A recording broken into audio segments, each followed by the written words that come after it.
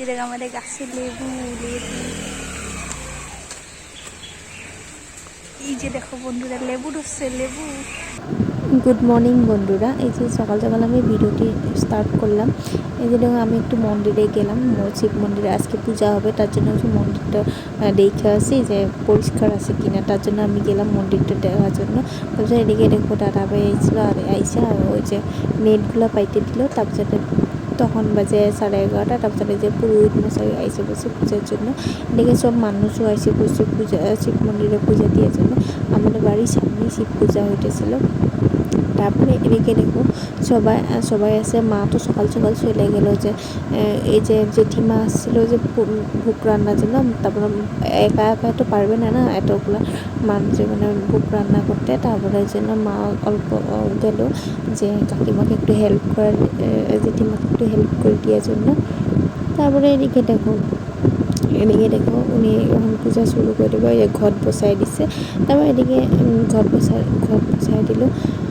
বসাই দেওয়ার পরে সবাই পূজার মন্ত্র সন্ত্র বললাম। আমি রেডি হয়ে চলে গেলাম যে পূজার জন্য।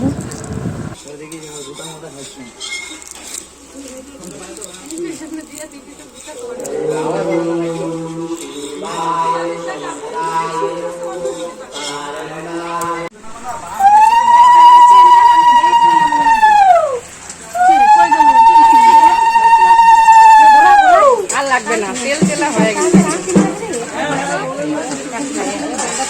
এদিকে দেখো যে পুরুত মিজে এদিকে পূজা করতেছে, আর সব মানুষ যে জল ডালে টেলে চলে যেতেছে। তারপর এদিকে ভোগ রান্না তো হয়ে গেছে, অর্ধেকটা মানে হয়ে গেলো। এদিকে পনির আর এদিকে চাটনি বসাই দিল ছোটো ওভেনের মধ্যে, আর বড় ওভেনের মধ্যে সবজিটা বসাই দিল, যে লেট হয়ে গেছিলো তার জন্য।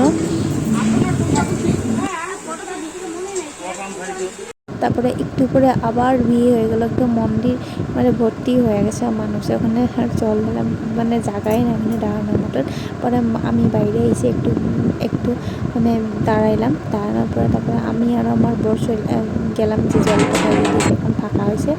তারপরে আমি আর আমার বর জল ঢাললাম। ঢালার পরে যে এদিকে দেখো আমি আর আমার ঠাকুরকে পূজা মানে জল ঢালে প্রণাম করলাম যে সবাই ভালো থাকুক, সুস্থ থাকুক, এই বছরটা যেন সবাই ভালো কাটুক আর সবাই সুস্থ থাকুক। আর এখনকার মানুষের সবারই শরীর অসুস্থ হয়ে গেছে, মানে এমন একটা জ্বর আসছে, মানে কি বলবো, মানে মানুষের শরীরটা পুরো খারাপ হয়ে যায়। তার জন্য ঠাকুরকে বললাম যে ঠাকুর সবাইকে সুস্থ রাখো, ভালো রাখো, তুমিও ভালো থাকো।